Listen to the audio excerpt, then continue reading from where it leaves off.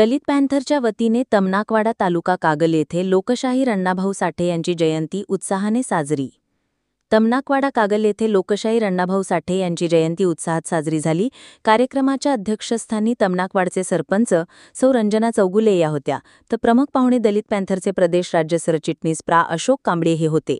प्रा. कांबळे यांनी दलित पॅन्थरच्या माध्यमातून दलित समाजावर अन्याय होणार नाही तसेच बहुजन समाजाला सत्तेत वाटा मिळण्यासाठी दलित पॅन्थर संपूर्ण तालुक्यात प्रयत्न करणार असल्याचे आपल्या भाषणात प्रतिपादन केले.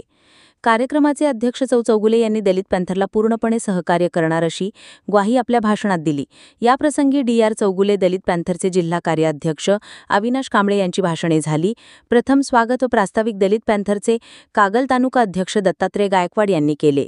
कार्यक्रमासाठी सौ प्रियंका कांबळे, सौ अपेक्षा कांबळे, सौ कोमल आहिवळे, सौ ज्योती भास्कर, राजनंदिनी कांबळे, श्रेया आहिवळे, सौ नम्रता गायकवाड, सोमनाथ पांडव, सुशांत भोरे, दस्तगीर जमादार, सुभाष भंडार कवटे, प्रकाश केसरकर, सुभाष कांबळे, मनोज भास्कर, सूर्या कांबळे, हर्षवर्धन गायकवाड, शिवाजी गायकवाड, मारुती कांबळे, गोविंदा गायकवाड व भागातील कार्यकर्ते मोठ्या संख्येने उपस्थित होते. शेवटी आभार नेताजी गायकवाड यांनी मानले.